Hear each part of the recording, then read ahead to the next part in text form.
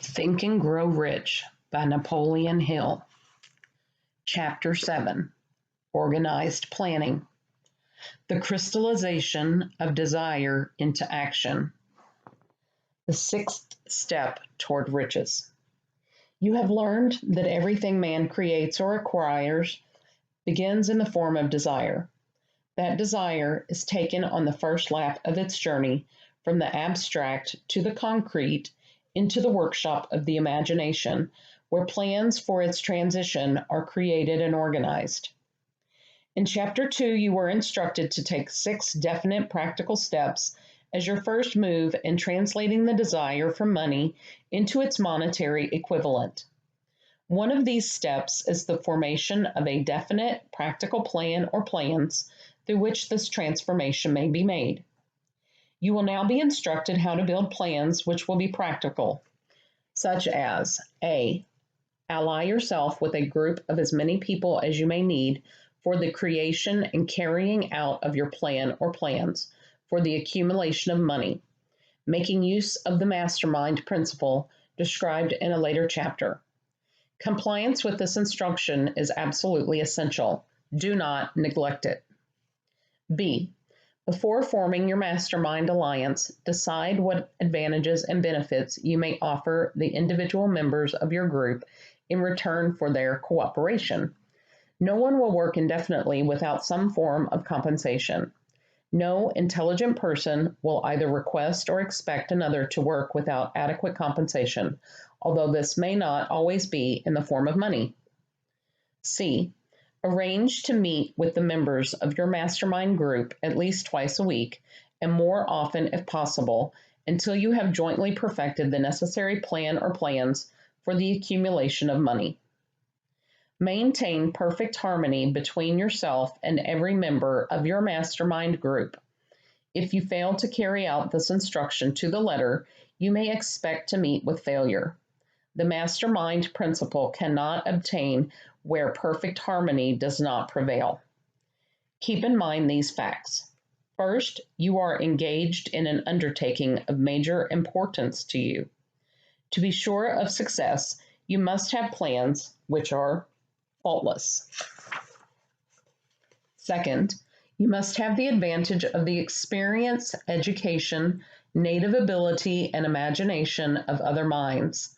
This is in harmony with the methods followed by every person who has accumulated a great fortune. No individual has sufficient experience, education, native ability, and knowledge to ensure the accumulation of a great fortune without the cooperation of other people.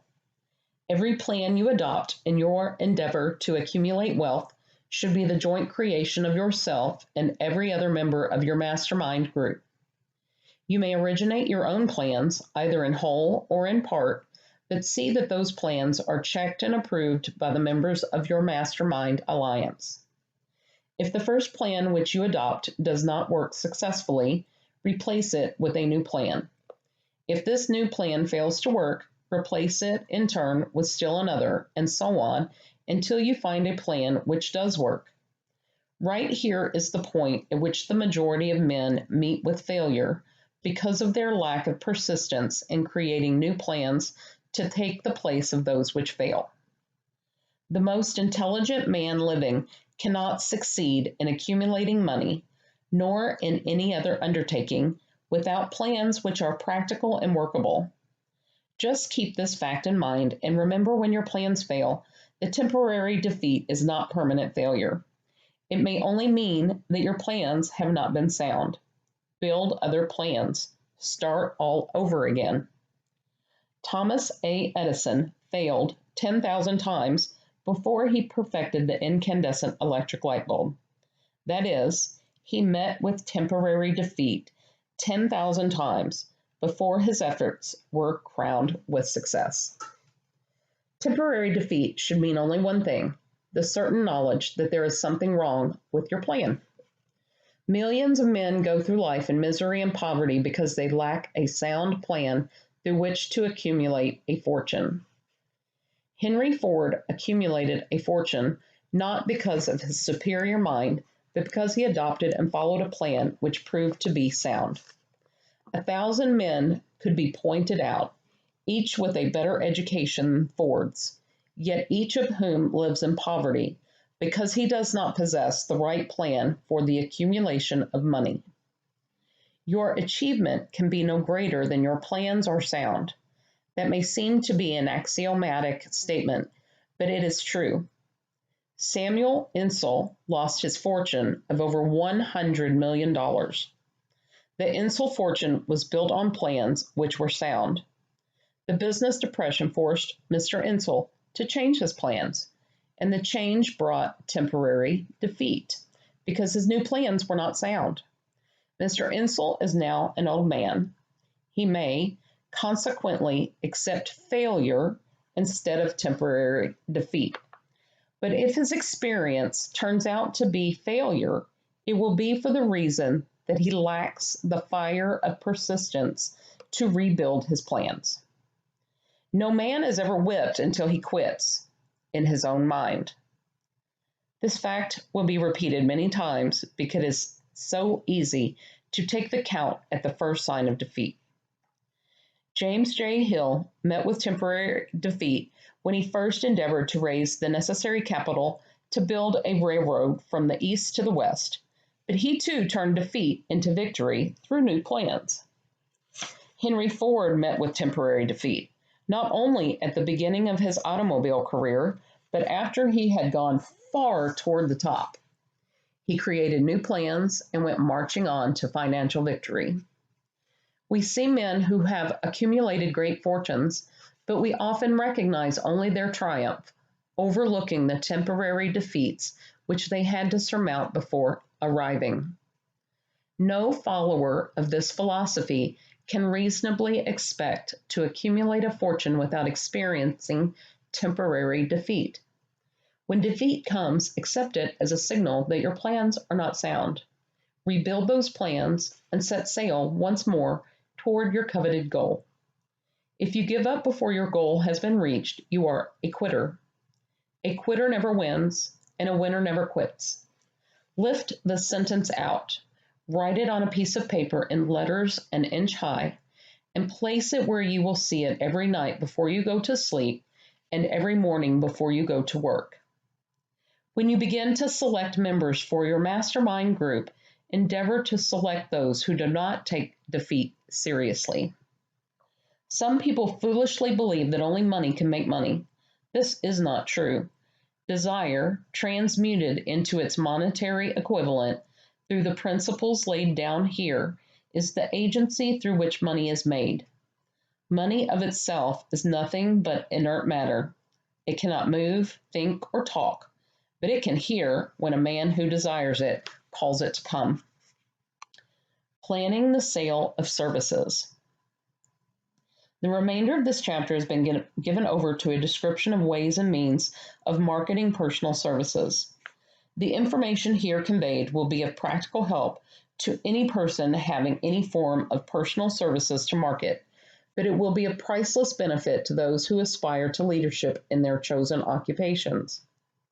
Intelligent planning is essential for success in any undertaking designed to accumulate riches. Here will be found detailed instructions to those who must begin the accumulation of riches by selling personal services. It should be encouraging to know that practically all the great fortunes began in the form of compensation for personal services or from the sale of ideas. What else except ideas and personal services would one not possessed property have to give in return for riches? Broadly speaking, there are two types of people in the world. One type is known as leaders, and the other as followers. Decide at the outset whether you intend to become a leader in your chosen calling or remain a follower.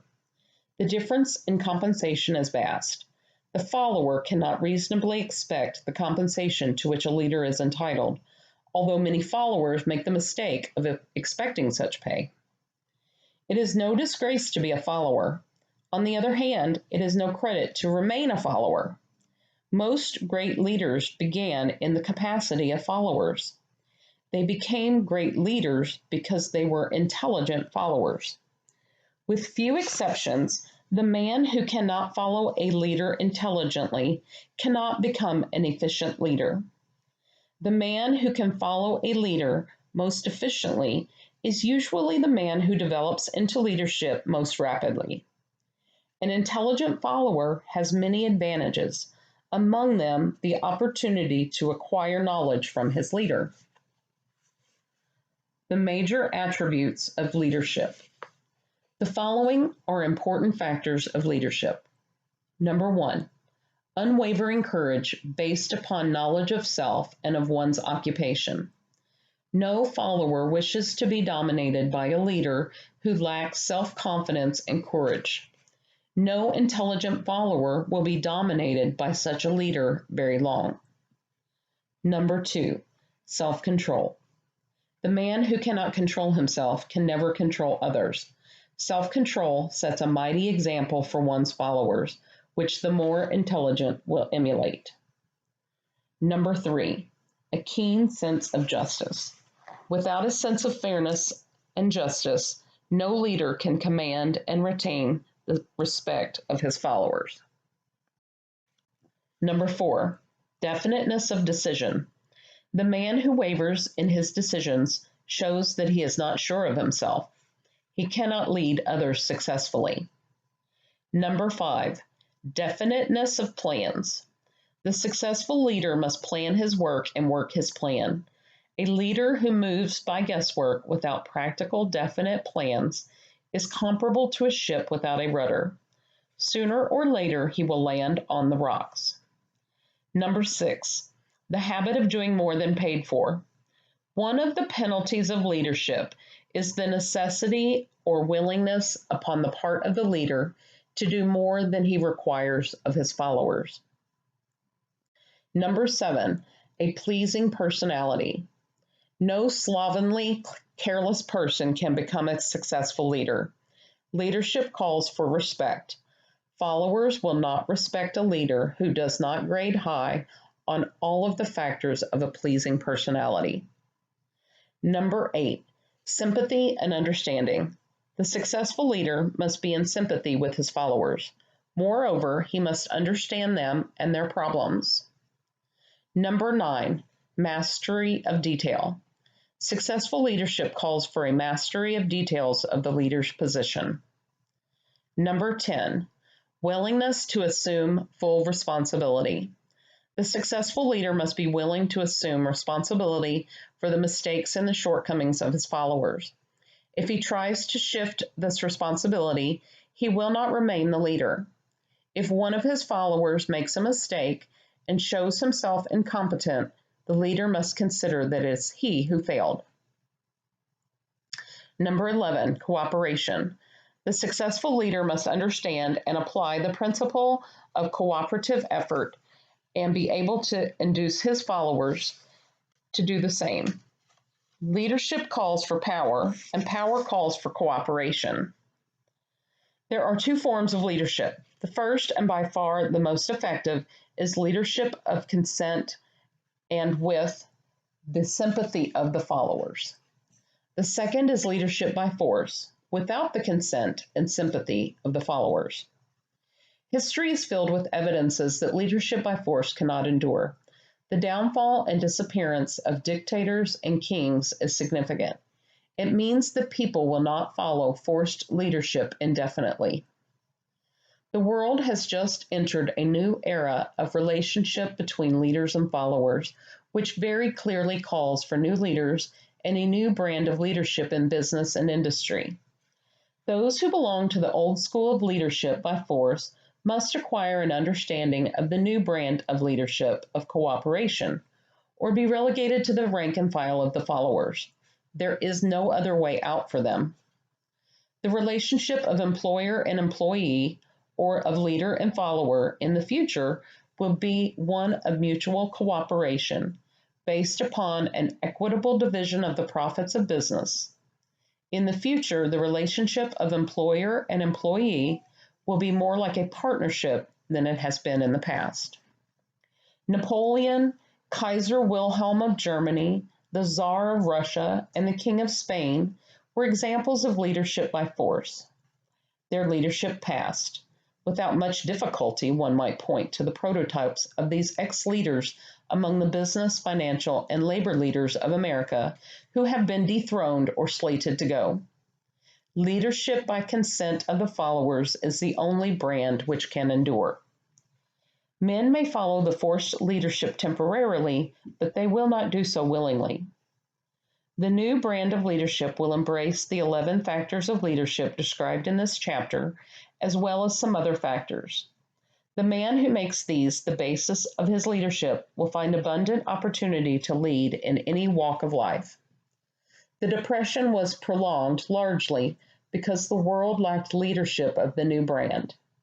At the end of the Depression, the demand for leaders who are competent to apply the new methods of leadership has greatly exceeded the supply. Some of the old type of leaders will reform and adapt themselves to the new brand of leadership, but generally speaking, the world will have to look for new timber for its leadership. This necessity may be your opportunity. The 10 major causes of failure in leadership. We come now to the major faults of leaders who fail, because it is just as essential to know what not to do as it is to know what to do. Number 1, inability to organize details. Efficient leadership calls for ability to organize and to master details. No genuine leader is ever too busy to do anything which may be required of him in his capacity as leader. When a man, whether he is a leader or follower, admits that he is too busy to change his plans or to give attention to any emergency, he admits his inefficiency. The successful leader must be the master of all details connected with his position. That means, of course, that he must acquire the habit of relegating details to capable lieutenants. Number 2, unwillingness to render humble service. Truly great leaders are willing, when occasion demands, to perform any sort of labor which they would ask another to perform. The greatest among ye shall be the servant of all, is a truth which all able leaders observe and respect. Number 3, expectation of pay for what they know instead of what they do with that which they know. The world does not pay men for that which they know. It pays them for what they do or induce others to do. Number 4, fear of competition from followers. The leader who fears that one of his followers may take his position is practically sure to realize that fear sooner or later. The able leader trains understudies to whom he may delegate at will any of the details of his position. Only in this way may a leader multiply himself and prepare himself to be at many places and give attention to many things at one time. It is an eternal truth that men receive more pay for their ability to get others to perform than they could possibly earn by their own efforts. An efficient leader may, through his knowledge of his job and the magnetism of his personality, greatly increase the efficiency of others and induce them to render more service and better service than they could render without his aid. Number 5, lack of imagination. Without imagination, the leader is incapable of meeting emergencies and of creating plans by which to guide his followers efficiently. Number 6, selfishness. The leader who claims all the honor for the work of his followers is sure to be met by resentment. The really great leader claims none of the honors. He is content to see the honors, when there are any, go to his followers because he knows that most men will work harder for commendation and recognition than they will for money alone. Number 7, intemperance. Followers do not respect an intemperate leader. Moreover, intemperance, in any of its various forms, destroys the endurance and the vitality of all who indulge in it. Number 8, disloyalty. Perhaps this should have come at the head of the list. The leader who is not loyal to his trust and to his associates, those above him and those below him, cannot long maintain his leadership. Disloyalty marks one as being less than the dust of the earth and brings down upon one's head the contempt he deserves. Lack of loyalty is one of the major causes of failure in every walk of life. Number 9, emphasis of the authority of leadership. The efficient leader leads by encouraging and not by trying to instill fear in the hearts of his followers. The leader who tries to impress his followers with his authority comes within the category of leadership through force. If a leader is a real leader, he will have no need to advertise the fact except by his conduct. His sympathy, understanding, fairness, and a demonstration that he knows his job.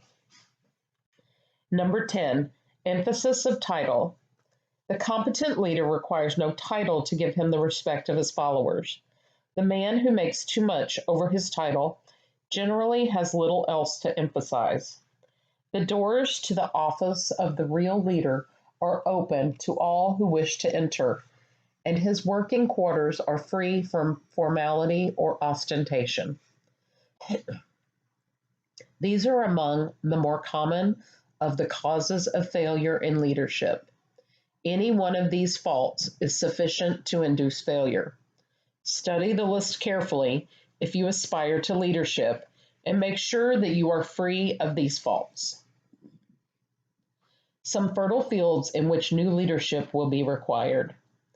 Before leaving this chapter, your attention is called to a few of the fertile fields in which there has been a decline of leadership, and in which the new type of leader may find an abundance of opportunity.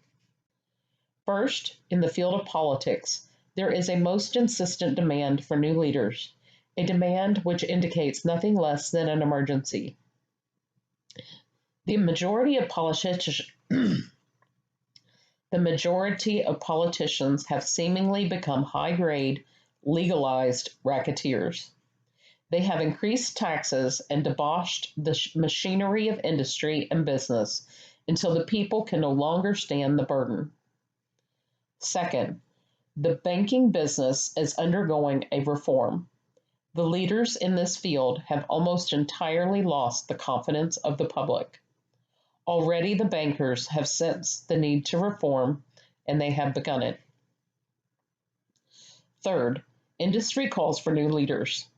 The old type of leaders thought and moved in terms of dividends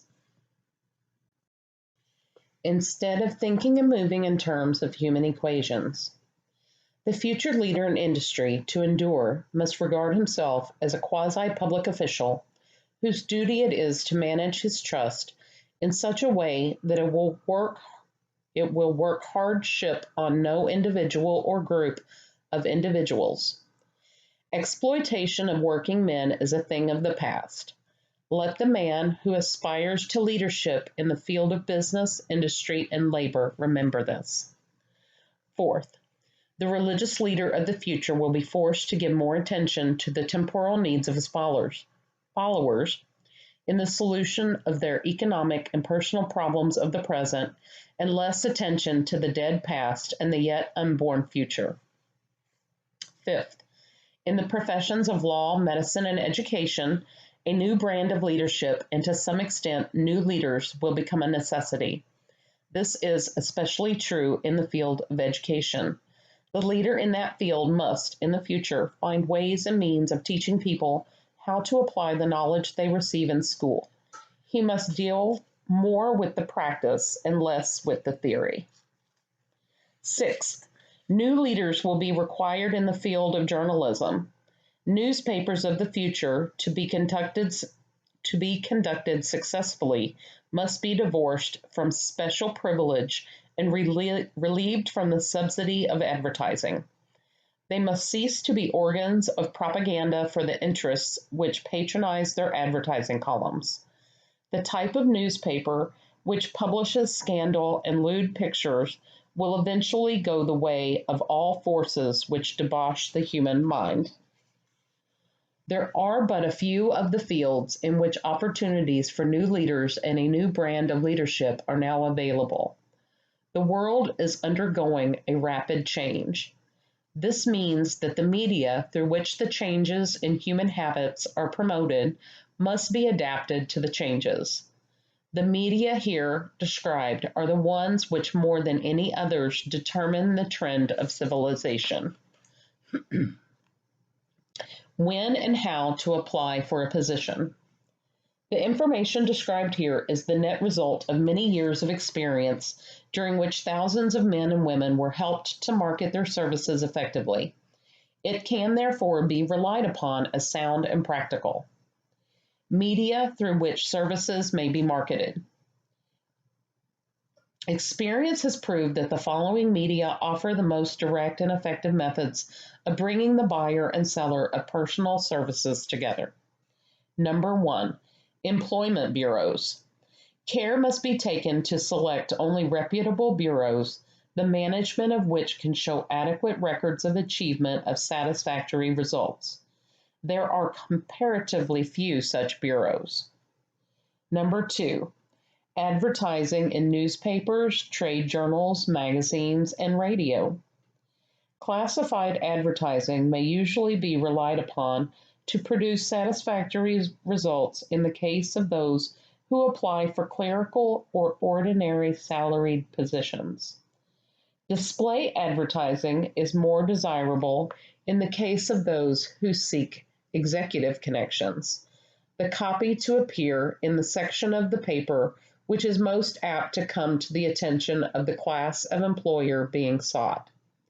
The copy should be prepared by an expert who understands how to inject sufficient selling qualities to produce replies.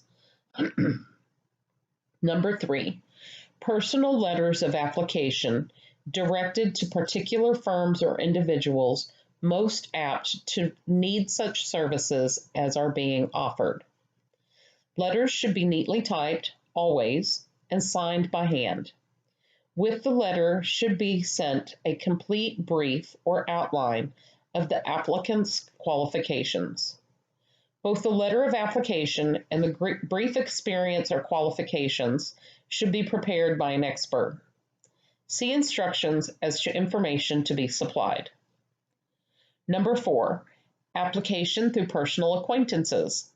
When possible, the applicant should endeavor to approach prospective employers through some mutual acquaintance. This method of approach is particularly advantageous in the case of those who seek executive connections and do not wish to appear to be peddling themselves. Number 5, application in person. In some instances, it may be more effective if the applicant offers personally his services to prospective employers, in which event a complete written statement of qualifications for the position should be presented, for the reason that prospective employers often wish to discuss with associates one's records. Information to be supplied in a written brief. This brief should be prepared as carefully as a lawyer would prepare the brief of a case to be tried in court. Unless the applicant is experienced in the preparation of such briefs, an expert should be consulted and his services enlisted for this purpose. Successful merchants employ men and women who understand the art and the psychology of advertising to present the merits of their merchandise. One who has personal services for sale should do the same. The following information should appear in the brief. Number 1, education. State briefly but definitely what schooling you have had and in what subjects you specialized in school, giving the reasons for that specialization. Number 2, experience. If you have had experience in connection with positions similar to the one you seek, describe it fully, state names and addresses of former employers. Be sure to bring out clearly any special experience you may have had which would equip you to fill the position you seek. Number 3, references. Practically every business firm desires to know all about the previous records, antecedents, etc. of prospective employees who seek positions of responsibility. Attached to your brief, photostatic copies of letters from A. Former employers, B. Teachers under whom you studied, C. Prominent people whose judgment may be relied upon. 4. Photograph of self. Attached to your brief, a recent unmounted photograph of yourself. Number 5. Apply for a specific position. Avoid application for a position without describing exactly what particular position you seek. Never apply for just a position. That indicates you lack specialized qualifications. Number 6, state your qualifications for the particular position for which you apply. Give full details as to the reason you believe you are qualified for the particular position you seek. This is the most important detail of your application. It will determine more than anything else what consideration you receive. Number 7, offer to go to work on probation. In the majority of instances, if you are determined to have the position for which you apply, it will be most effective if you offer to work for a week or a month or a sufficient length of time to enable your prospective employer to judge your value without pay. This may appear to be a radical suggestion, but experience has proved that it seldom fails to win at least a trial. If you are sure of your qualifications, a trial is all you need. Incidentally, such an offer indicates that you have confidence in your ability to fill the position you seek. It is most convincing. If your offer is accepted and you make good, more than likely you will be paid for your probation period. Make clear the fact that your offer is based upon A, your confidence in your ability to fill the position, B, your confidence in your prospective employer's decision to employ you after trial, C, your determination to have the position you seek. Number 8, knowledge of your prospective employer's business. Before applying for a position, do sufficient research in connection with the business to familiarize yourself thoroughly with that business and indicate in your brief the knowledge you have acquired in this field. This will be impressive, as it will indicate that you have imagination and a real interest in the position you seek.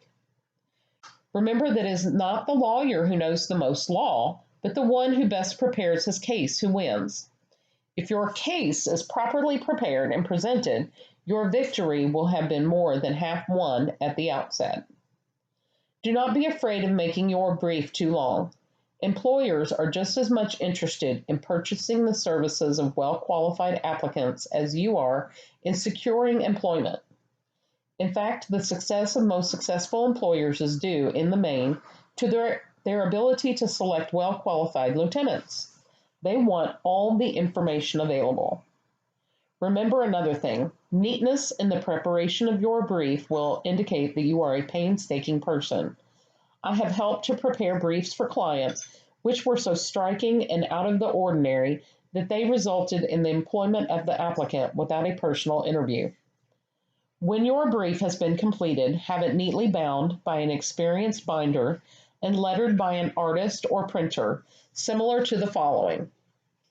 Brief of the qualifications of Robert K. Smith, applying for the position of Private Secretary to the President of the Blank Company, Inc.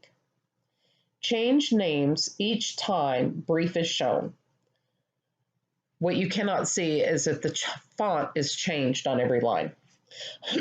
This personal touch is sure to command attention. Have your brief neatly typed or mimeographed on the finest paper you can obtain and bound with a heavy paper of the book cover variety. The binder to be changed and the proper firm name to be inserted if it is to be shown to more than one company. Your photograph should be pasted on one of the pages of your brief. Follow these instructions to the letter, improving upon them wherever your imagination suggests. Successful salesmen groom themselves with care. They understand that first impressions are lasting. Your brief is your salesman. Give it a good suit of clothes so it will stand out in bold contrast to anything your prospective employer ever saw in the way of an application for a position. If the position you seek is worth having, it is worth going after with care. Moreover, if you sell yourself to an employer in a manner that impresses him with your individuality, you probably will receive more money for your services from the very start than you would if you applied for employment in the usual conventional way. If you seek employment through an advertising agency or an employment agency, have the agent use copies of your brief in marketing your services. This will help to gain preference for you both with the agent and the prospective employers. How to get the exact position you desire. Everyone enjoys doing the kind of work for which he is best suited. An artist loves to work with paints, a craftsman with his hands, a writer loves to write. Those with less definite talents have their preferences for certain fields of business and industry. If America does anything well, it offers a full range of occupations, tilling the soil, manufacturing, marketing, and the professions. First, decide exactly what kind of a job you want. If the job doesn't already exist, perhaps you can create it. Second, choose the company or individual for whom you wish to work. Third, study your prospective employer as to policies, personnel, and chances of advancement. Fourth, by analysis of yourself, your talents, and capabilities, figure what you can offer and plan ways and means of giving advantages, services, developments, ideas that you believe you can successfully deliver. Fifth, forget about a job. Forget whether or not there is an opening. Forget the usual routine of, have you got a job for me? Concentrate on what you can give. Sixth, once you have your plan in mind, arrange with an experienced writer to put it on paper in neat form and in full detail. Seventh, present it to the proper person with authority, and he will do the rest. Every company is looking for men who can give something of value, whether it be ideas, services, or connections. Every company has room for the man who has a definite plan of action, which is to the advantage of that company. This line of procedure may take a few days or weeks of extra time, but the difference in income, in advancement, and in gaining recognition will save years of hard work at small pay. It has many advantages, the one being that it will often save from 1 to 5 years of time in reaching a chosen goal. Every person who starts or gets in halfway up the ladder does so by deliberate and careful planning, excepting, of course, the boss's son. The new way of marketing services. Jobs are now partnerships. Men and women who market their services to best advantage in the future must recognize the stupendous change which has taken place in connection with the relationship between employer and employee. In the future, the golden rule, and not the rule of gold, will be the dominating factor in the marketing of merchandise as well as personal services. The future relationship between employers and their employees will be more in the nature of a partnership consisting of A, the employer, B, the employee, C, the public they serve. This new way of marketing personal services is called new for many reasons. First, both the employer and the employee of the future will be considered as fellow employees whose business it will be to serve the public efficiently. In times past, employers and employees have bartered amongst themselves, driving the best bargains they could with one another, not considering that in the final analysis they were, in reality, bargaining at the expense of the third party, the public they served. The Depression served as a mighty protest from an injured public, whose rights had been trampled upon in every direction by those who were clamoring for the individual advantages and profits. When the debris of the Depression shall have been cleared away, and business shall have been once again restored to balance, both employers and employees will recognize that they are no longer privileged to drive bargains at the expense of those whom they serve. The real employer of the future will be the public. This should be kept uppermost in mind of every person seeking to market personal services effectively. Nearly every railroad in America is in financial difficulty. Who does not remember the day when, if a citizen inquired at the ticket office the time of departure of a train, he was abruptly referred to the bulletin board instead of being politely given the information? The streetcar companies have experienced a change of times also. There was a time not so very long ago when streetcar conductors took pride in giving argument to passengers. Many of the streetcar tracks have been removed, and passengers ride on a bus whose driver is the last word in politeness. All over the country, streetcar tracks are rusting from abandonment or have been taken up. Wherever streetcars are still in operation, passengers may now ride without argument, and one may even hail the car in the middle of the block, and the motorman will obligingly pick him up. My, how times have changed. That is just the point I am trying to emphasize. Times have changed. Moreover, the change is reflected not merely in railroad offices and on streetcars, but in other walks of life as well. The public be damned policy is now passé. It has been supplanted by the we are obligingly at your service, sir policy. The bankers have learned a thing or two during this rapid change which has taken place during the past few years. Impoliteness on the part of a bank official or bank employee today is as rare as it was conspicuous a dozen years ago. In the years past, some bankers, not all of them of course, carried an atmosphere of austerity which gave every would-be borrower a chill when he even thought of approaching his banker for a loan. The thousands of bank failures during the Depression had the effect of removing the mahogany doors behind which bankers formerly barricaded themselves. They now sit at desks in the open where they may be seen and approached at will by any depositor or by anyone who wishes to see them, and the whole atmosphere of the bank is one of courtesy and understanding. It used to be customary for customers to have to stand and wait at the corner grocery until the clerks were through passing the time of day with friends and the proprietor had finished making up his bank deposit before being waited upon. Chain stores, managed by courteous men who do everything in the way of service, short of shining the customer's shoes, have pushed the old-time merchants into the background. Time marches on. Courtesy and service are the watchwords of merchandising today and apply to the person who is marketing personal services even more directly than to the employer who he serves, because in the final analysis, both the employer and his employee are employed by the public they serve.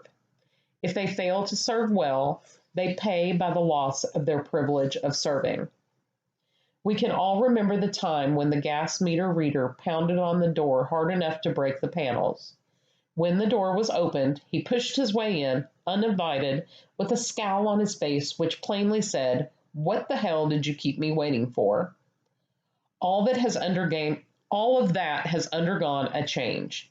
The meter man now conducts himself as a gentleman who is delighted to be at your service, sir. Before the gas companies learned that their scowling meter men were accumulating liabilities never to be cleared away, the polite salesman of oil burners came along and did a land office business. During the Depression, I spent several months in the anthracite coal region of Pennsylvania, studying conditions which all but destroyed the coal industry. Among several very significant discoveries was the fact that greed on the part of operators and their employees was the chief cause of the loss of business for the operators and loss of jobs for the miners. Through the pressure of a group of overzealous labor leaders representing the employees and the greed for profits on the part of the operators, The anthracite business suddenly dwindled. The coal operators and their employees drove sharp bargains with one another, adding the cost of the bargaining to the price of the coal until finally they discovered they had built up a wonderful business for the manufacturers of oil burning outfits and the producers of crude oil. The wages of sin is death. Many have read this in the Bible, but few have discovered its meaning. Now, and for several years, the entire world has been listening by force to a sermon which might well be called, "Whatsoever a man soweth, that shall he also reap." Nothing as widespread and effective as the Depression could possibly be just a coincidence. Behind the Depression was a cause. Nothing ever happens without a cause. In the main, the cause of the Depression is traceable directly to the worldwide habit of trying to reap without sowing. This should not be mistaken to mean that the Depression represents a crop which the world is being forced to reap without having sown. The trouble is that the world sowed the wrong sort of seed. Any farmer knows he cannot sow the seed of thistles and reap a harvest of grain.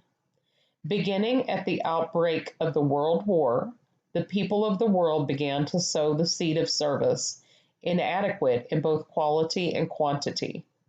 Nearly everyone was engaged in the pastime of trying to get without giving. These illustrations are brought to the attention of those who have personal services to market, to show that we are where we are and what we are because of our own conduct. If there is a principle of cause and effect which controls business, finance, and transportation, the same principle controls individuals and determines their economic status. What is your QQS rating?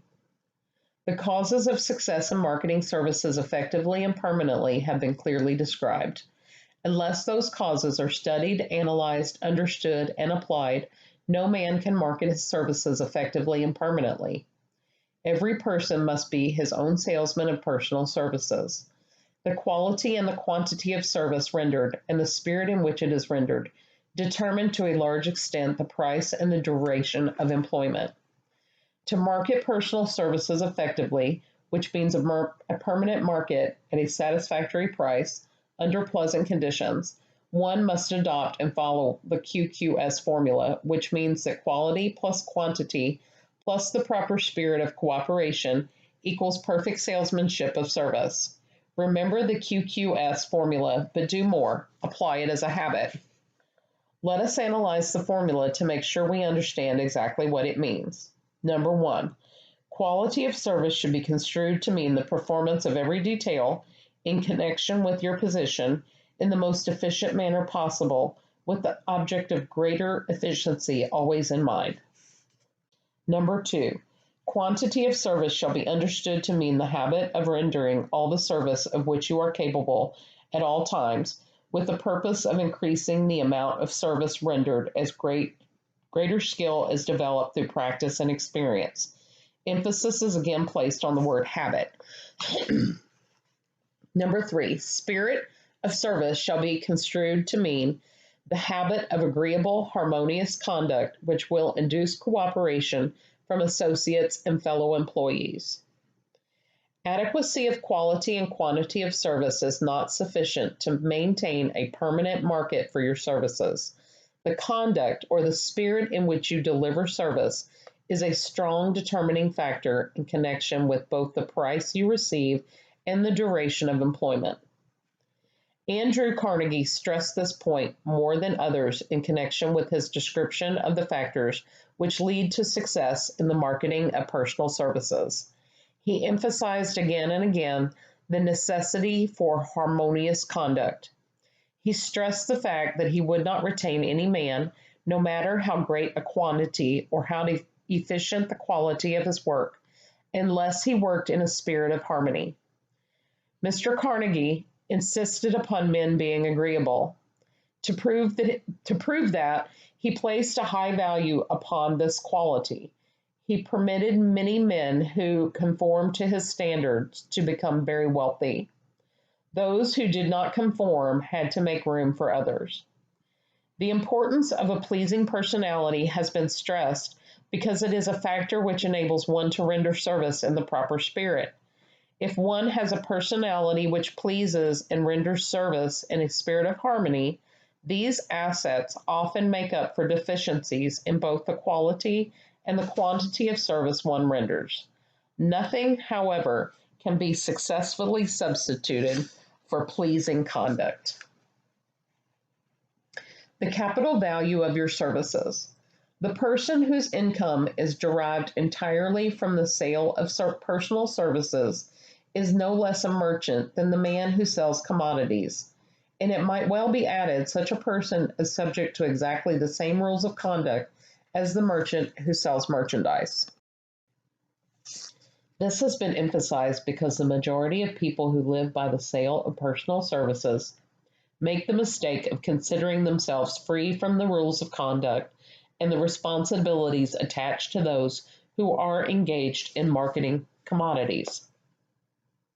The new way of marketing services has practically forced both employer and employee into partnership alliances through which both take into consideration the rights of the third party, the public they serve.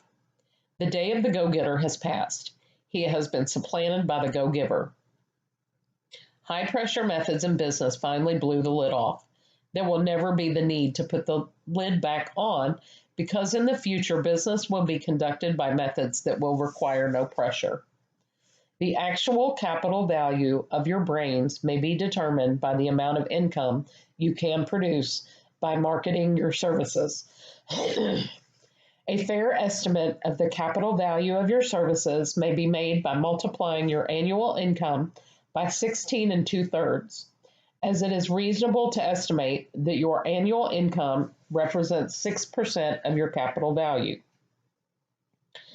Money rents for 6% per annum. Money is worth no more than brains. It is often worth much less. Competent brains, if effectively marketed, represent a much more desirable form of capital than that which is required to conduct a business dealing in commodities, because brains are a form of capital which cannot be permanently depreciated through depressions, nor can this form of capital be stolen or spent. Moreover, the money which is essential for the conduct of business is as worthless as a sand dune unless it has been mixed with efficient brains. The 30 major causes of failure. How many of these are holding you back?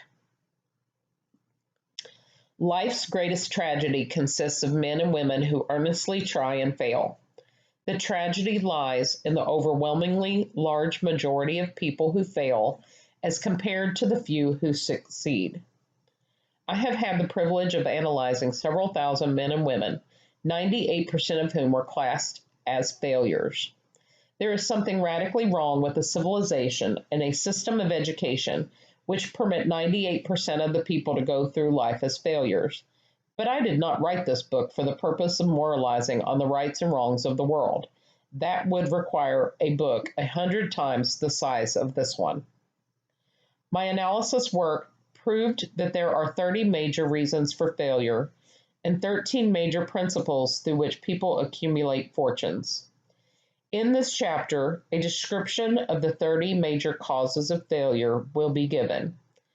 As you go over the list, check yourself by it, point by point, for the purpose of discovering how many of these causes of failure stand between you and success. Number 1, unfavorable hereditary background. There is but little, if anything, which can be done for people who are born with a deficiency in brain power. This philosophy offers but one method of bridging this weakness, through the aid of the mastermind. Observe with profit, however, that this is the only one of the 30 causes of failure which may not be easily corrected by any individual.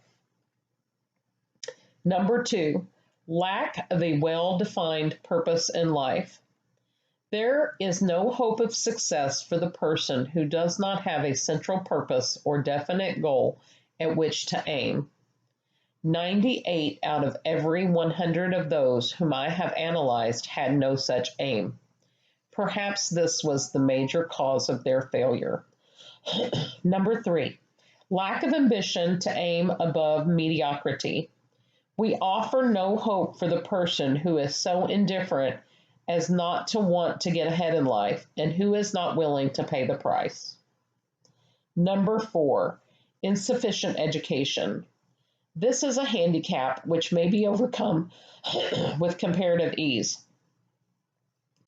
Experience has proven that the best educated people are often those who are known as self-made or self-educated. It takes more than a college degree to make one a person of education. Any person who is educated is one who has learned to get whatever he wants in life without violating the rights of others. Education consists not so much of knowledge, but of knowledge effectively and persistently applied.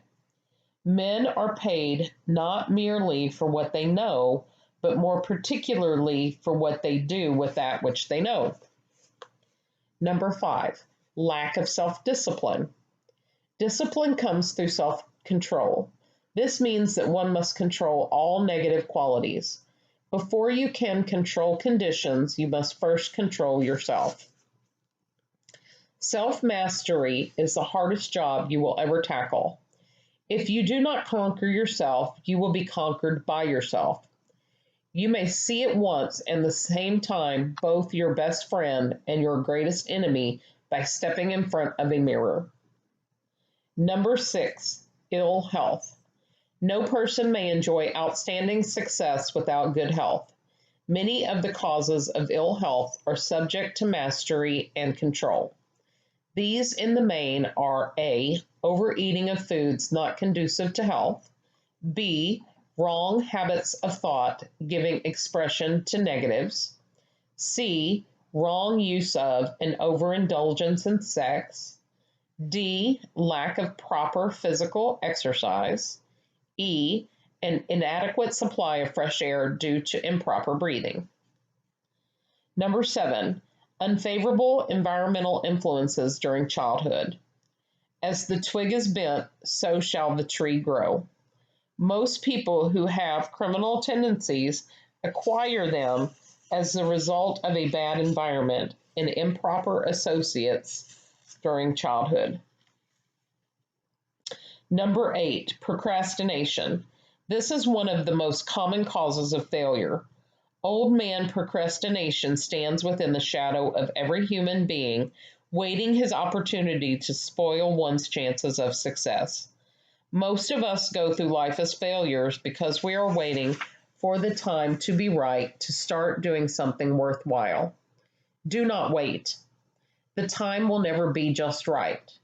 Start where you stand and work with whatever tools you may have at your command, and better tools will be found as you go along.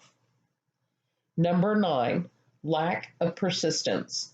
Most of us are good starters, but poor finishers of everything we begin. Moreover, people are prone to give up at the first signs of defeat. There is no substitute for persistence. The person who makes persistence his watchword discovers that old man failure finally becomes tired and makes his departure. Failure cannot cope with persistence. Number 10, negative personality. There is no hope of success for the person who repels people through a negative personality.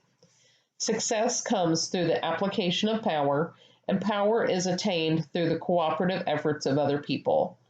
A negative personality will not induce cooperation. Number 11, lack of controlled sexual urge. Sex energy is the most powerful of all of the stimuli which move people into action. Because it is the most powerful of the emotions, it must be controlled through transmutation and converted into other channels. Number 12, uncontrolled desire for something for nothing. The gambling instinct drives millions of people to failure. Evidence of this may be found in a study of the Wall Street crash of '29, during which millions of people tried to make money by gambling on stock margins. Number 13, lack of a well-defined power of decision. Men who succeed reach decisions promptly and change them, if at all, slowly. Men who fail reach decisions, if at all, very slowly and change them frequently and quickly. Indecision and procrastination are twin brothers. Where one is found, the other may usually be found also.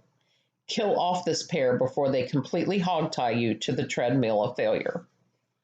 Number 14, one or more of the 6 basic fears. These fears have been analyzed for you in a later chapter. They must be mastered before you can market your services effectively.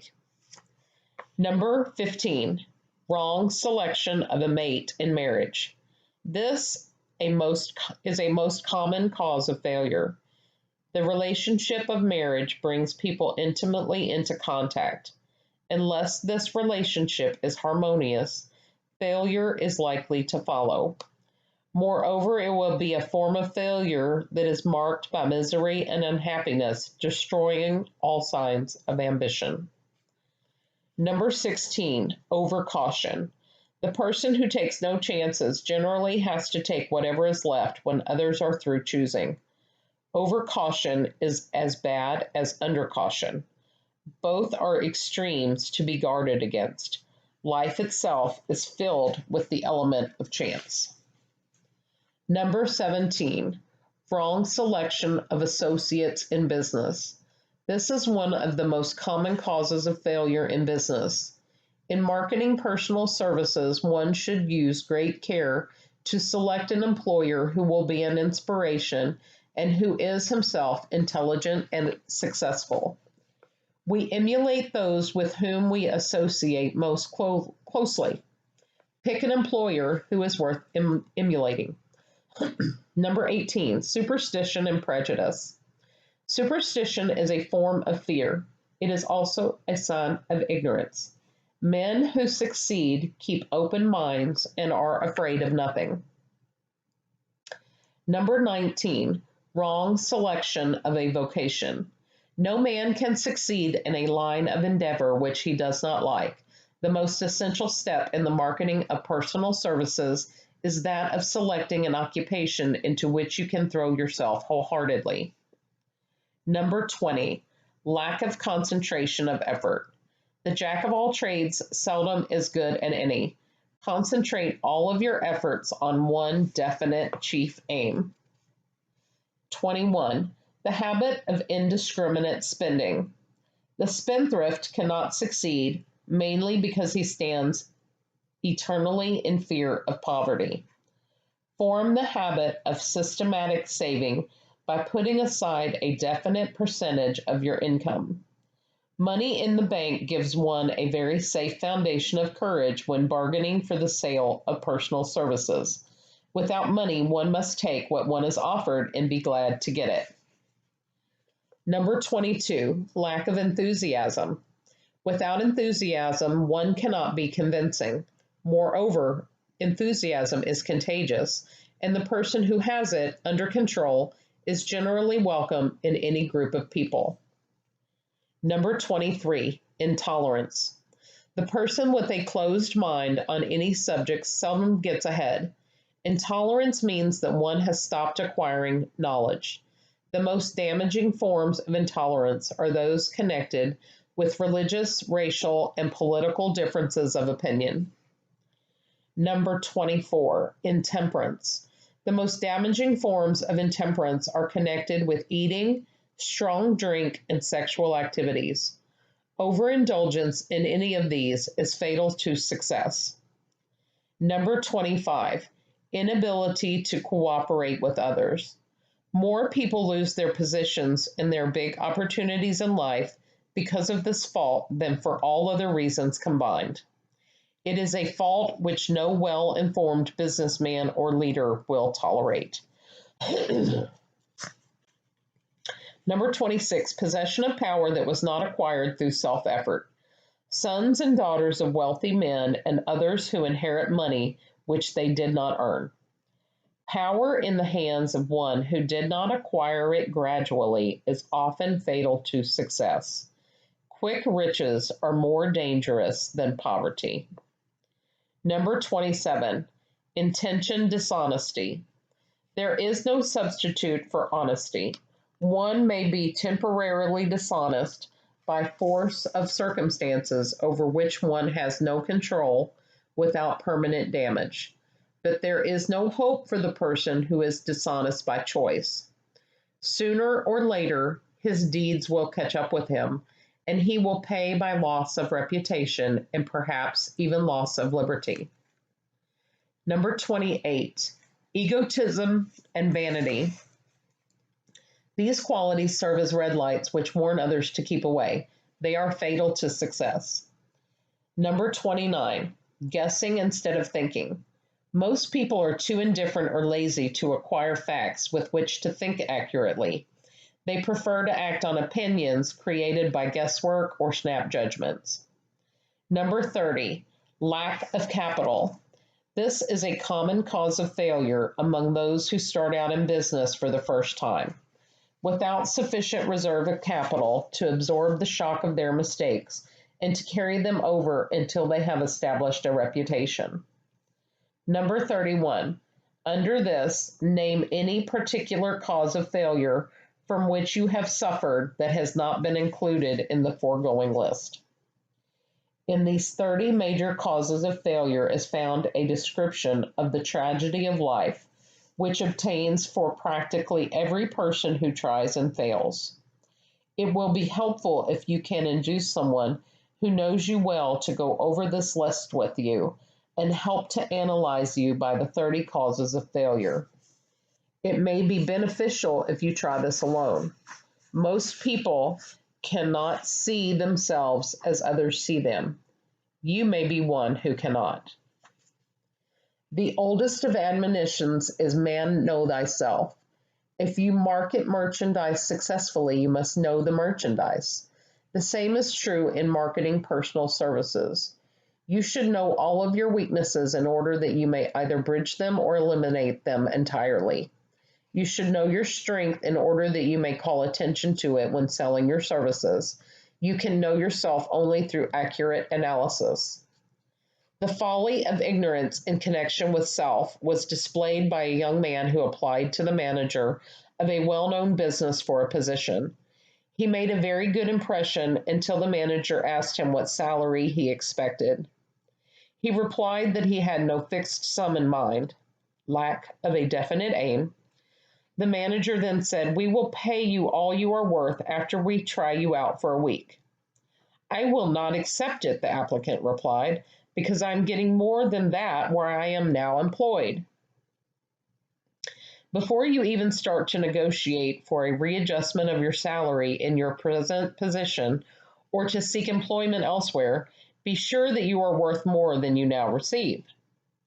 It is one thing to want money. Everyone wants more, but it's something entirely different to be worth more. Many people mistake their wants for their just dues. Your financial requirements or wants have nothing what to do with your worth. Your value is established entirely by your ability to render useful service or your capacity to induce others to render such service. Take inventory of yourself. 28 questions you should answer. Annual self-analysis is essential in the effective marketing of personal services, as is annual inventory in merchandising. Moreover, the yearly analysis should disclose a decrease in faults and an increase in virtues. One goes ahead, stands still, or goes backward in life. One's object should be, of course, to go ahead. Annual self-analysis will disclose whether advancement has been made, and if so, how much. It will also disclose any backward steps one may have made.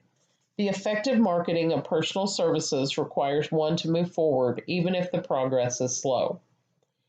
Your annual self-analysis should be made at the end of each year so you can include in your New Year's resolutions any improvements which the analysis indicates should be made. Take this inventory by asking yourself the following questions and by checking your answers with the aid of someone who will not permit you to deceive yourself as to their accuracy. Self-analysis questionnaire for personal inventory. Number 1, have I attained the goal which I established as my objective for this year? You should work with a definite yearly objective to be attained as a part of your major life objective. Number 2, have I delivered service of the best possible quality of which I was capable, or could I have improved any part of this service? Number 3, have I delivered service in the greatest possible quantity of which I was capable? Number 4, has the spirit of my conduct been harmonious and cooperative at all times? Number 5, have I permitted the habit of procrastination to decrease my efficiency, and if so, to what extent? Number 6, have I improved my personality, and if so, in what ways? Number 7, have I been persistent in following my plans through to completion? Number 8, have I reached decisions promptly and definitely on all occasions? Number 9, have I permitted any one or more of the 6 basic fears to decrease my efficiency? Number 10, have I been either overcautious or undercautious? Number 11, has my relationship with my associates in work been pleasant or unpleasant? If it has been unpleasant, has the fault been partly or wholly mine? Number 12, have I dissipated any of my energy through lack of concentration of effort? Number 13, have I been open-minded and tolerant in connection with all subjects? Number 14, in what way have I improved my ability to render service? Number 15, have I been intemperate in any of my habits? Number 16, have I expressed, either openly or secretly, any form of egotism? Number 17, has my conduct toward my associates been such that it has induced them to respect me? Number 18, have my opinions and decisions been based upon guesswork or accuracy of analysis and thought? Number 19, have I followed the habit of budgeting my time, my expenses, and my income, and have I been conservative in these budgets? Number 20, how much time have I devoted to unprofitable effort which I might have used to better advantage? Number 21, how may I rebudget my time and change my habits so I will be more efficient during the coming year? 22, have I been guilty of any conduct which was not approved by my conscience? 23, in what ways have I rendered more service and better service than I was paid to render? 24, have I been unfair to anyone, and if so, in what way? 25, if I had been the purchaser of my own services for the year, would I be satisfied with my purchase? 26, am I in the right vocation, and if not, why not? Number 27, has the purchaser of my services been satisfied with the service I have rendered, and if not, why not? Number 28, what is my present rating on the fundamental principles of success? Make this rating fairly and frankly, and have it checked by someone who is courageous enough to do it accurately.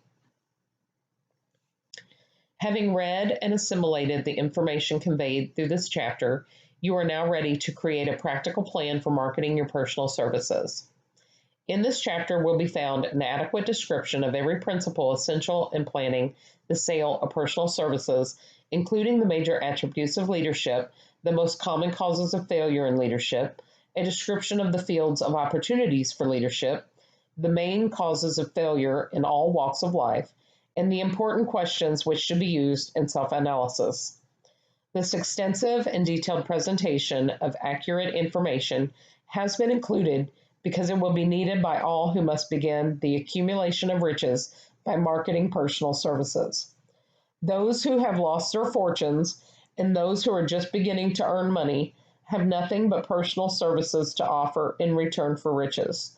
Therefore, it is essential that they have available the practical information needed to market services to best advantage. The information contained in this chapter will be of great value to all who aspire to attain leadership in any calling. It will be particularly helpful to those aiming to market their services as business or industrial executives. Complete assimilation and understanding of the information here conveyed will be helpful in marketing one's own services, and it will also help one to become more analytical and capable of judging people. The information will be priceless to personnel directors, employment managers, and other executives charged with the selection of employees and the maintenance of efficient organizations. If you doubt this statement, test its soundness by answering in writing the 28 self-analysis questions. That might be both interesting and profitable, even though you do not doubt the soundness of the statement. Where and how one may find opportunities to accumulate riches. Now that we have analyzed the principles by which riches may be accumulated, we naturally ask, where may one find favorable opportunities to apply these principles? Very well, let us take inventory and see what the United States of America offer the person seeking riches, great or small. To begin with, let us remember, all of us, that we live in a country where every law-abiding citizen enjoys freedom of thought and freedom of deed unequaled anywhere in the world. Most of us have never taken inventory of the advantages of this freedom. We have never compared our unlimited freedom with the curtailed freedom in other countries. Here we have freedom of thought, freedom in the choice and enjoyment of education, freedom in religion, freedom in politics, freedom in the choice of a business, profession, or occupation, freedom to accumulate and own without molestation all the property we can accumulate, freedom to choose our place of residence, freedom in marriage, freedom through equal opportunity to all races, freedom of travel from one state to another, freedom in our choice of foods, and freedom to aim for any station in life for which we have prepared ourselves, even for the presidency of the United States. This is not written in the book. Obviously, we have some updates to this information since 100 years ago when it was written. Carrying on. We have other forms of freedom, but this list will give a bird's eye view of the most important, which constitute opportunity of the highest order. This advantage of freedom is all the more conspicuous because the United States is the only country guaranteeing to every citizen, whether native born or naturalized, so broad and varied a list of freedoms. Next, let us recount some of the blessings which our widespread freedom has placed within our hands. Take the average American family, for example, meaning the family of average income, and sum up the benefits available to every member of the family in this land of opportunity and plenty. A. Food. Next to freedom of thought and deed come food, clothing, and shelter, the three basic necessities of life. Because of our universal freedom, the average American family has available at its very door the choicest selection of food to be found anywhere in the world and at prices within its financial range. A family of two living in the heart of the Times Square district of New York City, far removed from the source of production of foods, took careful inventory of the cost of a simple breakfast with this astonishing result. On one side is articles of food, and on the other is cost at the breakfast table. Grapefruit juice from Florida, 2 cents. Rippled wheat breakfast food, Kansas Farm, 2 cents. Tea from China, 2 cents. Bananas from South America, 2.5 cents. Toasted bread from a Kansas farm, 1 cent. Fresh country eggs from Utah, 7 cents. Sugar from Cuba or Utah, half a cent. Butter and cream from New England, 3 cents. Grand total, 20 cents. It is not very difficult to obtain food in a country where two people can have breakfast consisting of all they want or need for a dime apiece. Observe that this simple breakfast was gathered by some strange form of magic from China, South America, Utah, Kansas, and the New England states, and delivered on the breakfast table ready for consumption in the very heart of the most crowded city in America at a cost well within the means of the most humble laborer. The cost included all federal, state, and city taxes. Here is a fact that the politicians did not mention when they were crying out to the voters to throw their opponents out of office because the people were being taxed to death. B. Shelter. This family lives in a comfortable apartment heated by steam, lighted with electricity, with gas for cooking, all for $65 a month.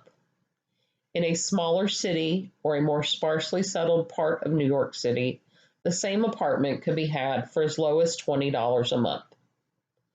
The toast they had for breakfast in the food estimate was toasted on an electric toaster, which cost but a few dollars. The apartment is cleaned with a vacuum sweeper that is run by electricity. Hot and cold water is available at all times in the kitchen and the bathroom.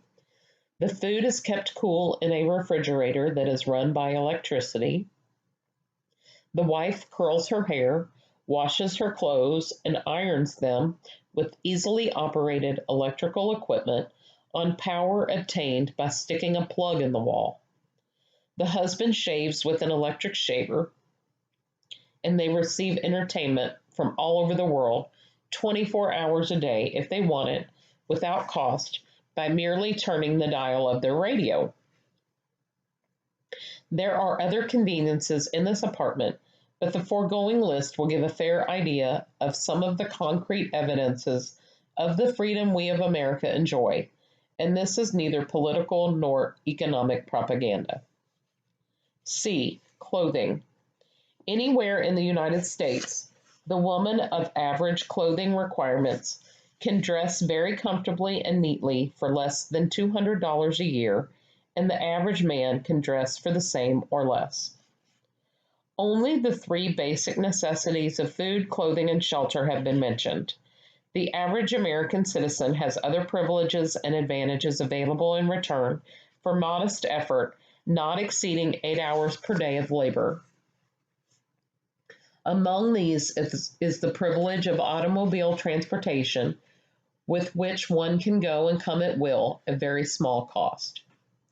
The average American has security of property rights not found in any other country in the world. He can place his surplus money in a bank with the assurance that his government will protect it and make good to him if the bank fails. If an American citizen wants to travel from one state to another, he needs no passport, no one's permission. He may go when he pleases and return at will. Moreover, he may travel by train, private automobile, bus, airplane, or ship as his pocketbook permits. In Germany, Russia, Italy, and most of the European and Oriental countries, the people cannot travel with so much freedom and at so little cost. The miracle that has provided these blessings. We often hear politicians proclaiming the freedom of America when they solicit votes, but seldom do they take the time or devote sufficient effort to the analysis of the source or nature of this freedom.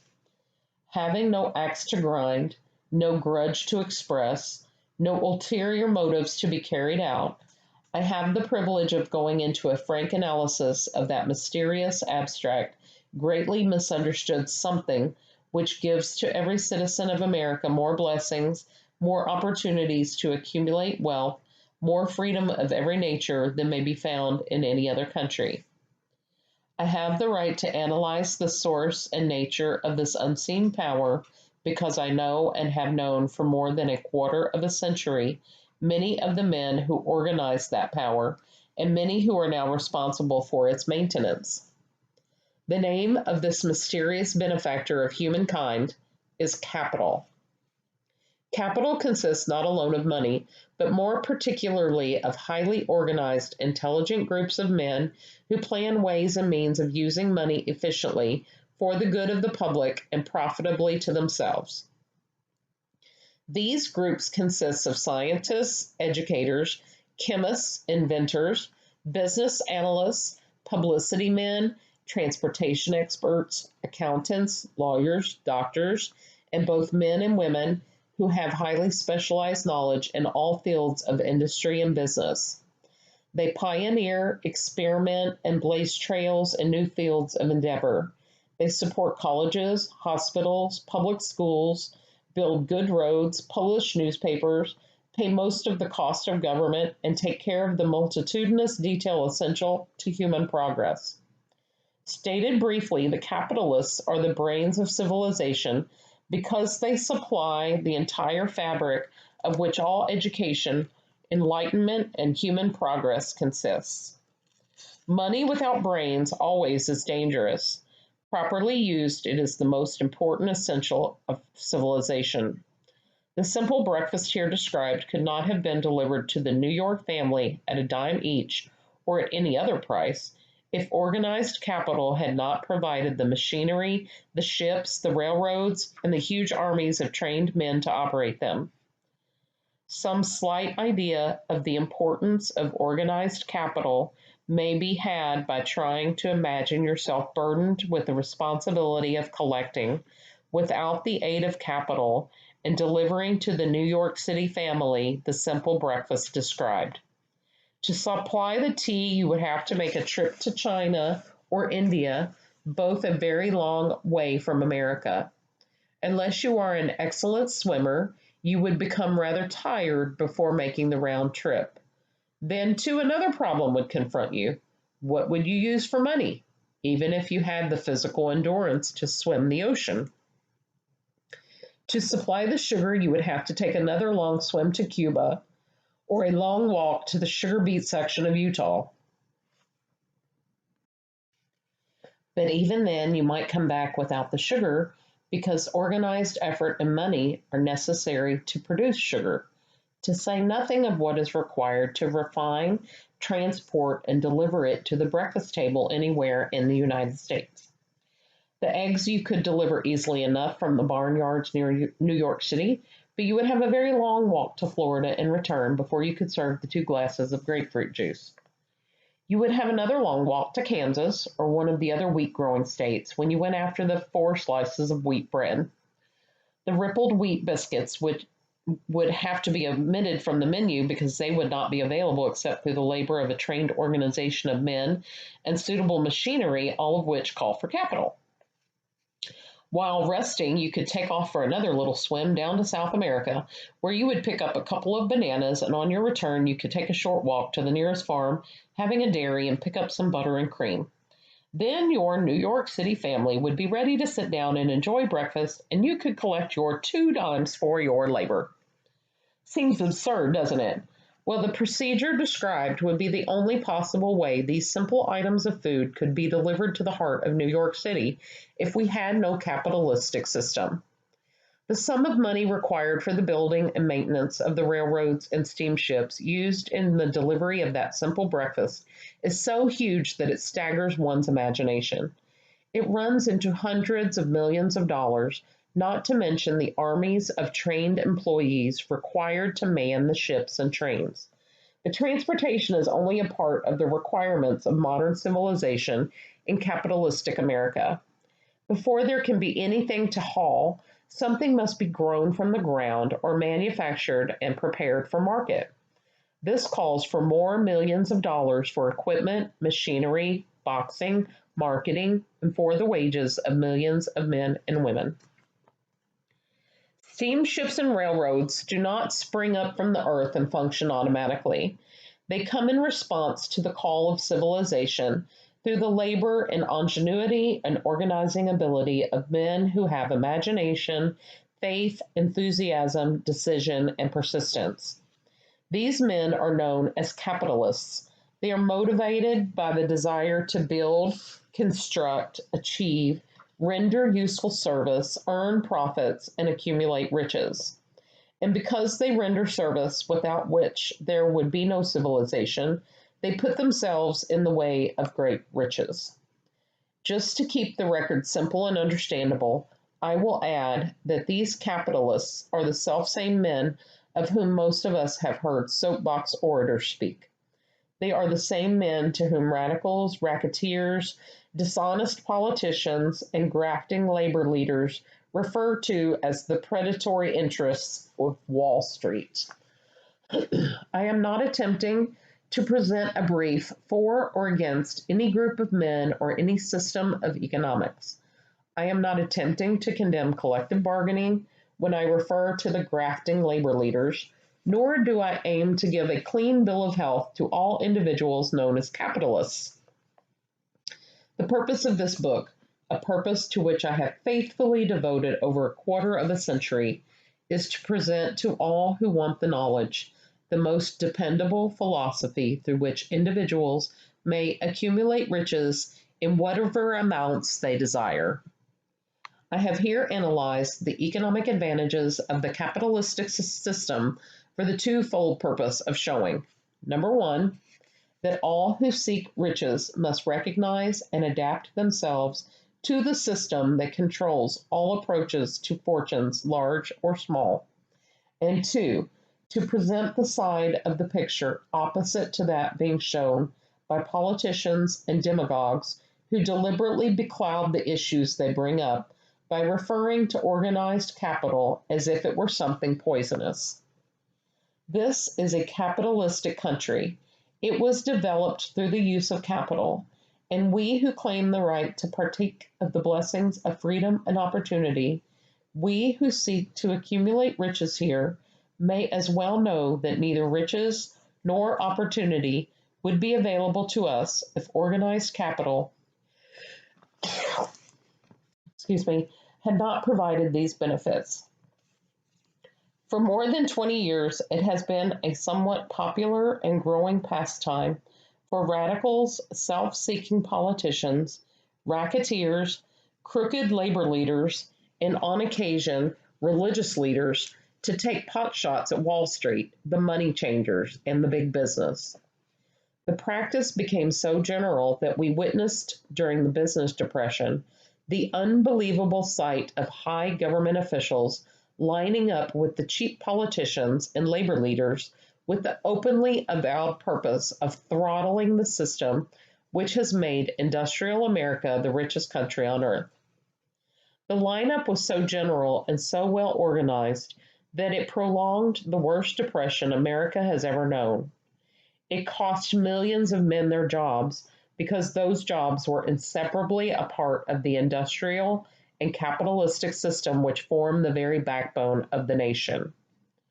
During this unusual alliance of government officials and self-seeking individuals who were endeavoring to profit by declaring open season on the American system of industry, a certain type of labor leader joined forces with the politicians and offered to deliver voters in return for legislation designed to permit men to take riches away from industry by organized force of numbers instead of the better method of giving a fair day's work for a fair day's pay. Millions of men and women throughout the nation are still engaged in this popular pastime of trying to get without giving. Some of them are lined up with labor unions where they demand shorter hours and more pay. Others do not take the trouble to work at all. They demand government relief and are getting it. Their idea of their rights of freedom was demonstrated in New York City, where violent complaint was registered with the postmaster by a group of relief beneficiaries because the postmen awakened them at 7:30 a.m. to deliver government relief checks. They demanded that the time of delivery be set to 10. If you are one of those who believe that riches can be accumulated by the mere act of men who organize themselves into groups and demand more pay for less service, if you are one of those who demand government relief without early morning disturbance when the money is delivered to you, if you are one of those who believe in trading their votes to politicians in return for the passing of laws which permit the raiding of the public treasury, you may rest securely on your belief with certain knowledge that no one will disturb you, because this is a free country where every man may think as he pleases, where nearly everybody can live with but little effort, where many may live well without doing any work whatsoever. However, you should know the full truth concerning this freedom of which so many people boast, and so few understand. As great as it is, as far as it reaches, as many privileges as it provides, it does not and cannot bring riches without effort. There is but one dependable method of accumulating and legally holding riches, and that is by rendering useful service. No system has ever been created by which men can legally acquire riches through mere force of numbers or without giving in return an equivalent value of one form or another. There is a principle known as the law of economics. This is more than a theory. It is a law no man can beat. Mark well the name of the principle and remember it, because it is far more powerful than all the politicians and political machines. It is above and beyond the control of all the labor unions. It cannot be swayed, nor influenced, nor bribed by racketeers or self-appointed leaders in any calling. Moreover, it has an all-seeing eye and a perfect system of bookkeeping, in which it keeps an accurate account of the transactions of every human being engaged in the business of trying to get without giving. Sooner or later, its auditors come around, look over the records of individuals, both great and small, and demand an accounting. Wall Street, big business, capital predatory interests, or whatever name you choose to give the system which has given us American freedom, represents a group of men who understand, respect, and adapt themselves to this powerful law of economics. Their financial continuation depends upon their respecting that law. Most people living in America like this country, its capitalistic system and all. I must confess, I know of no better country where one may find greater opportunities to accumulate riches. Judging by their acts and deeds, there are some in this country who do not like it. That, of course, is their privilege. If they do not like this country, its capitalistic system, its boundless opportunities, they have the privilege of clearing out. Always there are other countries, such as Germany, Russia, and Italy, where one may try one's hand at enjoying freedom and accumulating riches, providing one is not too particular. America provides all the freedom and all the opportunity to accumulate riches that any honest person may require. When one goes hunting for game, one selects hunting grounds where game is plentiful. When seeking riches, the same rule would naturally obtain. If it is riches you are seeking, do not overlook the possibilities of a country whose citizens are so rich that women alone spend over $200 million annually for lipsticks, rouge, and cosmetics. Think twice, you who are seeking riches, before trying to destroy the capitalistic system of a country whose citizens spend over $50 million a year for greeting cards with which to express their appreciation of their freedom. If it is money you are seeking, consider carefully a country that spends hundreds of millions of dollars annually for cigarettes, the bulk of the income from which goes to only 4 major companies engaged in supplying this national builder of nonchalance and quiet nerves. By all means, give plenty of consideration to a country whose people spend annually more than $15 million for the privilege of seeing moving pictures and toss in a few additional millions for liquor, narcotics, and other less potent soft drinks and giggle waters. Do not be in too big a hurry to get away from a country whose people willingly, even eagerly, hand over millions of dollars annually for football, baseball, and prize fights. And by all means, stick by a country whose inhabitants give up more than $1 million a year for chewing gum and another million for safety razor blades. Remember also that this is but the beginning of the available sources for the accumulation of wealth. Only a few of the luxuries and non-essentials have been mentioned, but remember that the business of producing, transporting, and marketing these few items of merchandise gives regular employment to many millions of men and women who receive for their services many millions of dollars monthly and spend it freely for both the luxuries and the necessities. Especially remember that back of all this exchange of merchandise and personal services may be found an abundance of opportunity to accumulate riches. Here, our American freedom comes to one's aid.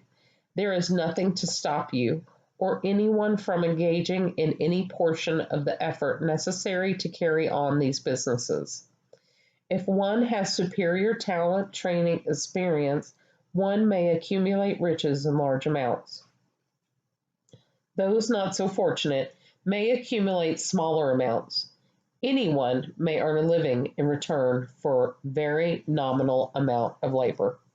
So there you are. Opportunity has spread its wares before you. Step up to the front, select what you want, create your plan, put the plan into action, and follow through with persistence. Capitalistic America will do the rest. You can depend upon this much. Capitalistic America ensures every person, you can depend on this much. Capitalistic America ensures every person the opportunity to render useful service and to collect riches in proportion to the value of the service. The system denies no one this right, but it does not and cannot promise something for nothing, because the system itself is irrevocably controlled by the law of economics, which neither recognizes nor tolerates for long getting without giving. The law of economics was passed by nature. There is no Supreme Court to which violators of this law may appeal. The law hands out both penalties for its violation and appropriate rewards for its observance without interference or the possibility of interference by any human being. The law cannot be repealed. It is as fixed as the stars in the heavens and subject to and a part of the same system that controls the stars. May one refuse to adapt oneself to the law of economics? Certainly. This is a free country where all men are born with equal rights, including the privilege of ignoring the law of economics. What happens then? Well, nothing happens until large numbers of men join forces for the avowed purpose of ignoring the law and taking what they want by force. Then comes the dictator with well-organized firing squads and machine guns. We have not yet reached that stage in America, but we have heard all we want to know about how the system works. Perhaps we shall be fortunate enough not to demand personal knowledge of so gruesome a reality. Doubtless we will prefer to continue with our freedom of speech, freedom of deed, and freedom to render useful service in return for riches. The practice by government officials of extending to men and women the privilege of raiding the public treasury in return for votes sometimes results in election, but as night follows day, the final payoff comes, when every penny wrongfully used must be repaid with compound interest on compound interest. If those who make the grab are not forced to repay, the burden falls on their children and their children's children, even into the third and fourth generations. There is no way to avoid the debt. Men can, and sometimes do, form themselves into groups for the purpose of crowding wages up and working hours down. There is a point beyond which they cannot go. It is the point at which the law of economics steps in and the sheriff gets both the employer and the employees. For 6 years, from 1929 to 1935, the people of America, both rich and poor, barely missed seeing the old man economics hand over to the sheriff all the businesses and industries and banks. It was not a pretty sight. It did not increase our respect for mob psychology, through which men cast reason to the winds and start trying to get without giving. We who went through those 6 discouraging years, when fear was in the saddle and faith was on the ground, cannot forget how ruthlessly the law of economics exacted its toll from both rich and poor, weak and strong, old and young. We shall not wish to go through another such experience. These observations are not founded upon short-time experience. They are the result of 25 years of careful analysis of the methods of both the most successful and the most unsuccessful men America has ever known.